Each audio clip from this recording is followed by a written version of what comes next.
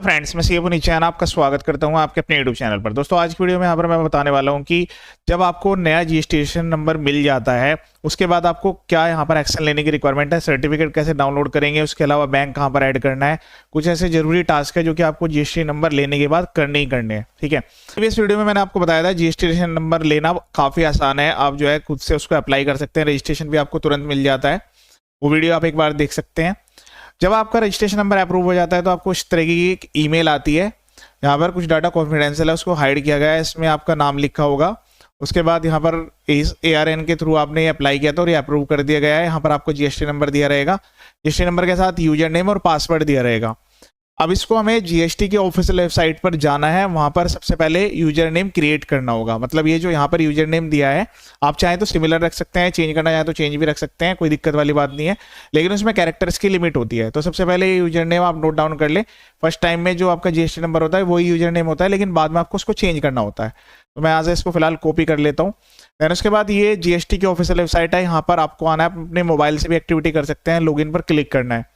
Click करने के बाद यहाँ आपको जो है सबसे पहले एक ऑप्शन देखने के लिए मिलेगा, फर्स्ट टाइम लॉगिन वाला, उस पर हम क्लिक कर देंगे। First time login, if you are login for the first time, click here पर क्लिक करेंगे। अब जो हमने वहां से जीएसटी नंबर कॉपी किया था वो यहाँ एंटर करेंगे, जो पासवर्ड ईमेल में दिया रहेगा वो यहाँ एंटर करेंगे, लॉगिन पर क्लिक कर लेंगे। फिर हमें एक नया यूजर नेम बनाना है और एक पासवर्ड क्रिएट करना है, इसके द्वारा हम फ्यूचर में इस वाले पोर्टल पर लॉगिन करेंगे। पहले मैं डिटेल्स एंटर कर लेता हूँ। वो डिटेल्स डालने के बाद जैसे आप यहाँ कैप्चा कोड डालकर प्रोसीड पर क्लिक करेंगे, इस टाइप का ऑप्शन आ जाएगा, काइंडली प्रोवाइड द डिटेल्स। अब ये जो न्यू यूजर नेम है आपको खुद से ही बनाना है, अपने अकॉर्डिंग बनाइएगा। फिर यहाँ पासवर्ड लिखिएगा, फिर उसके बाद सेम पासवर्ड यहाँ आपको लिखना है, उसके बाद सबमिट पर क्लिक कर देना है। एक्टिविटी करने के बाद 5 मिनट बाद आप जो है इसी पोर्टल पर लॉगिन करेंगे। डिटेल्स डालकर जैसे आप ओके पर क्लिक करेंगे तो यहाँ मैसेज आएगा, user name password has been successfully created. अब उसके बाद हम फिर से यहाँ लॉगिन पर क्लिक करेंगे। लॉगिन पर क्लिक करने के बाद जो यूजर नेम आपने सेट किया है वो यहाँ एंटर करना है, पासवर्ड एंटर करना है, कैप्चा कोड डालकर लॉगिन कर लेंगे। उसके बाद आपके सामने इस टाइप का मैसेज आएगा। अब यहाँ पर ये क्वेश्चन पूछा जा रहा है कि क्या आप जीटीए सर्विस यहाँ प्रोवाइड करते हैं, तो उसके लिए आपको जो है डिक्लेरेशन सबमिट करनी है कि आप फॉरवर्ड चार्ज सेलेक्ट करेंगे या फिर रिवर्स चार्ज। तो अभी इस केस में ये वाली सर्विस नहीं है, तो मैंने यहाँ पर नो सेलेक्ट कर लिया। उसके बाद ये पूछाएगा कि जब आपका रजिस्ट्रेशन हो गया है उसके बाद 30 दिन के अंदर अंदर आपको जो है जो रजिस्ट्रेशन की डेट थी वहां से आपको जो है अब अपना बैंक अकाउंट डिटेल्स अपडेट करना है। तो हम इसके लिए फाइल अमेंडमेंट पर क्लिक करेंगे। कुछ डाटा यहाँ पर कॉन्फिडेंशियल है, उसको हाइड किया जा रहा है, मैं जो यहाँ पर बोलता जाऊँगा आप उसको ध्यान रखिएगा। तो इस तरीके से आपको प्रोसीड करना है। अब इस वाले पेज पर आने के बाद यहाँ आपको क्लिक करना है बैंक अकाउंट पर। बैंक अकाउंट पर क्लिक करने के बाद यहाँ आपको जो है पेज स्क्रॉल करना है। यहाँ पर जो भी आप बैंक अकाउंट ऐड करना है, जैसे एक बैंक अकाउंट ऐड करना है तो एक करेंगे, ऐड न्यू पर क्लिक कर देंगे। उसके बाद यहाँ पर आपको अकाउंट नंबर डालना है, फिर उसके बाद अकाउंट का type current, saving, cash credit या अदर जो भी नेचर है ये नेचर सेलेक्ट करना है। उसके बाद उस बैंक का IFSC कोड होता है, इसको एंटर करने के बाद गेट एड्रेस पर क्लिक करना है। फिर उसके बाद यहाँ एक बटन एनेबल होगा वैलिडेट का, उस पर क्लिक कर देंगे। अब आपको जो है 3 में से कोई एक डॉक्यूमेंट यहाँ पर लगाना है। ये एक्टिविटी आपको 30 दिन के अंदर करनी है, तो जिस दिन आप कर रहे होंगे वो डेट सेलेक्ट कर लेंगे। उसके बाद यहाँ पर आप मेंशन कर देंगे कि आप जो है न्यू बैंक ऐड कर रहे हैं, new bank add after GST registration. उसके बाद इन तीनों में से कोई भी एक डॉक्यूमेंट, या तो आपके पास बैंक स्टेटमेंट हो या कैंसिल चेक हो या फिर पासबुक का फर्स्ट पेज हो। देखिए जीएसटी आपको रेस्ट्रिक्ट नहीं करता है कि आप जो है सेविंग बैंक अकाउंट से अपनी जीएसटी की ट्रांजेक्शन नहीं कर सकते हैं, लेकिन आरबीआई की ऐसी गाइडलाइंस है कि जो सेविंग अकाउंट है वो सेविंग पर्पज के लिए आप जो है बिजनेस की ट्रांजेक्शन करंट अकाउंट से करें। ये करने के बाद आपको सेव एंड कंटिन्यू पर क्लिक करना है, ये चीज़ें ऐड करने के बाद उसके बाद आपको जो है नेक्स्ट पर क्लिक करना है। लास्ट वाले पेज पर आ जाना है वेरिफिकेशन पर, यहाँ पर आपको टिक करना है, यहाँ से ऑथराइज पर्सन सेलेक्ट करना है, यहाँ प्लेस एंटर करना है। प्लेस एंटर करने के बाद यहाँ पर आपको सबमिट विद ईवीसी पर क्लिक कर देना है। State email ID mobile number पर ओटीपी जाएगा, ओटीपी वेरीफाई करते आपकी एप्लीकेशन सबमिट हो जाएगी।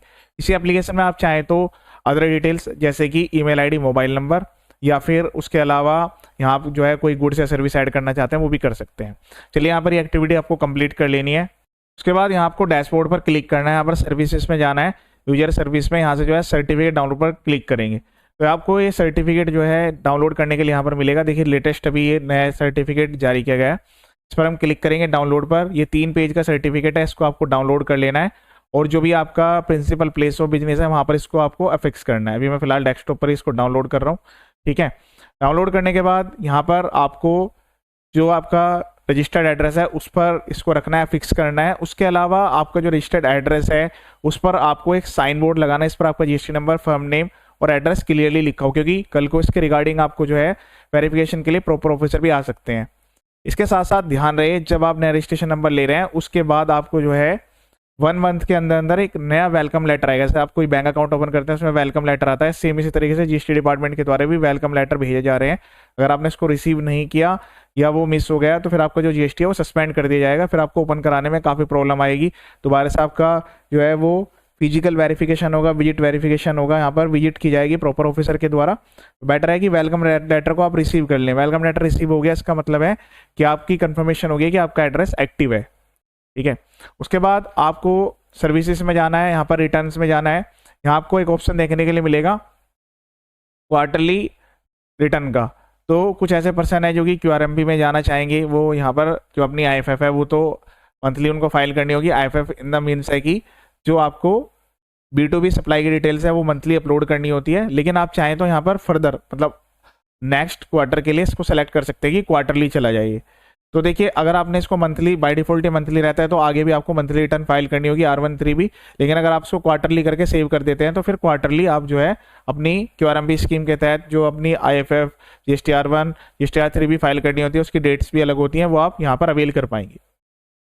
इस केस में तो अभी यहाँ पर मंथली है तो हमने यहाँ पर जो है मंथली सेलेक्ट कर लिया है, ठीक है। ये ऑलरेडी प्रोफाइल जो है मंथली में ही है, क्वार्टरली करना चाहते हो तो वो कर सकते हैं। इसके बाद आपको ध्यान रखना है कि जो भी यहाँ पर आप सप्लाई इनिशिएट करेंगे, जिस दिन से आपका रजिस्ट्रेशन हो गया है, अब आपके इस वाले पैन कार्ड पे जो भी आपके बैंक अकाउंट्स हैं, वो सेविंग बैंक अकाउंट हो या करंट बैंक अकाउंट हो, उनमें जो भी आपकी रिसीट्स आएगी वो एक एज्यूम किया जाएगा कि आपने वो जो भी आपने रिसीट्स लिया है उसमें जीएसटी इंक्लूडेड है, जब तक कि आप कोई टैक्स फ्री आइटम या फिर नील रेटेड वाले आइटम नहीं बेचते। तो वो आपको ध्यान रखना है, जो भी अमाउंट आप रिसीव करेंगे या अगर कैश डिपॉजिट कर देंगे तो वो ये माना जाएगा कि उस पर जीएसटी इंक्लूड है, उसका आपको सप्लाई के तहत बिल भी इशू करना है, बिल ऑफ सप्लाई या फिर इनवॉइस जो भी है वो भी आपको जारी करना है। नेक्स्ट एक्टिविटी आपको ये करनी है कि आपको जो है प्रॉपर जो भी बुक्स ऑफ अकाउंट्स है, जो भी लेन देन है, आपका सेल परचेज के डेटा है, उनकी प्रॉपर फाइलिंग करनी है। जो आपके सेल्स हैं वो आप सेल्स इनवॉइस आप मैनुअली भी प्रिंटेड बुक्स के द्वारा भी कर सकते हैं, या आप कंप्यूटराइज मोड में रखना चाहते हैं तो उसके द्वारा भी कर सकते हैं, किसी सॉफ्टवेयर के द्वारा बनाना चाहें तो भी बना सकते हैं।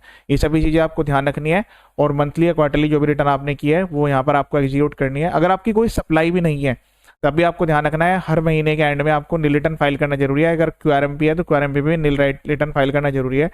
अगर कोई सेल परचेज नहीं हो रही है, नील रिटर्न आपने नहीं भरी, तो उसके लिए लेट फीस होगी, बाद में नोटिस आएगा। और अगर 6 महीने तक कंटिन्यूसली ऐसा हो जाता है तो जीएसटी भी बंद हो जाता है। तो इन्हीं सभी बातों का ध्यान रखें। वैसे मैंने अपने यूट्यूब चैनल पर मैं टाइम टू टाइम अपडेट करता रहता हूँ, जो भी नई चीज़ें आती हैं जीएसटी इनकम टैक्स की, यहाँ पर काफ़ी सारी वीडियो अवेलेबल है। वीडियो को देखें और आगे शेयर जरूर करें ताकि सभी को उसका बेनिफिट मिल जाए। ये वीडियो देखने के लिए थैंक यू सो मच।